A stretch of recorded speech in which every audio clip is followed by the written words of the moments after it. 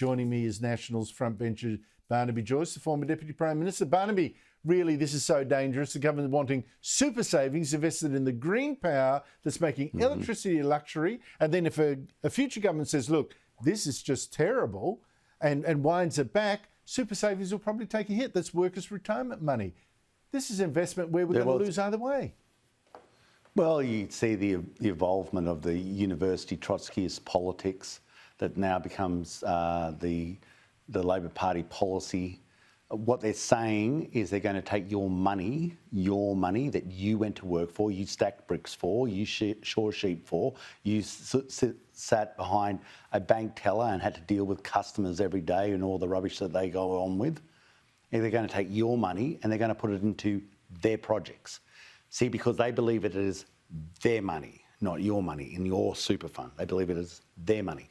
And they believe it is right that it goes to social housing, but they won't let you invest in your own house, the house that you live in, because you'd want your money to invest in your house, wouldn't you? And obviously this, and now we're going to have environmental projects. Every time you see a wind tower and they try to sort of meme them up as some sort of benevolence, it's not. It's an abhorrence. It's intermittent power that forces up the price of your electricity bill. And I can afford my power bill, but I've just paid it recently, $1,500. And that's a 3-bedroom brick house with an iron roof, no pool, no air conditioner in our house, and $1,500. Now I can afford that. But what on earth happens to the other people in the Weatherboard 9 who can't? How do the other people in Woolbrook and the other small villages and towns, how do they afford that? We've made our own people poor.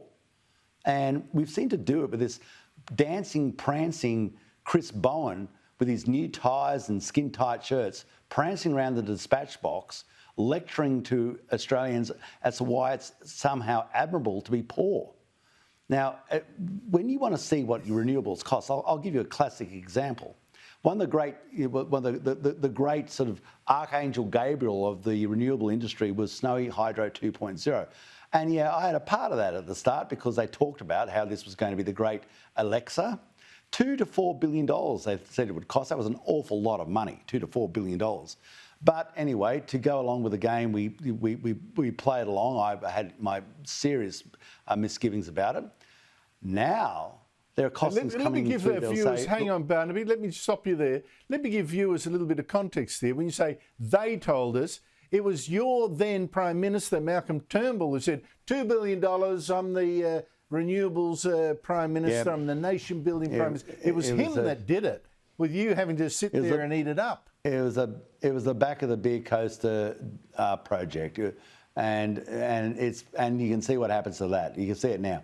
Now, it looks like it could cost $20,000 million, $20 billion. That's some of the costings coming through now. $20,000 million. Now, there's only one person who's going to pay for that, and that is you. You pay for it. Exactly. And see, this is to make your wind towers and your solar panels 24/7 power, to turn intermittent power into 24/7 power. Now, $20,000 million could have refurbished every coal-fired power station in Australia to a high-intensity, low-emission, that's boilers with over 750 PSI boilers, so really efficient coal-fired power stations, belting massive supplies of power onto our grid, forcing down the price of power. But instead, you've got a $20,000 million white elephant with a boring machine called Florence bogged somewhere in the Kosciuszko National Park. Now, bogged for months. Can't you see how ridiculous this is? It's just it's worse than ridiculous because it's actually a tragedy, Barnaby. They call this the Industrial Reconstruction Fund. We have actually managed to wipe out so much of our manufacturing because our electricity prices have gone from about the world's cheapest to now we're now three times more expensive than China's. 3 times more expensive than China's. Where do you think business is going to go? I mean, seriously. But I've got to move on to... They're doing it with your coal. I mean, can't we see this? They're actually got cheaper power, I know. and they're making it with your coal. And next month, April, they're going to, not figuratively, literally blow up Liddell.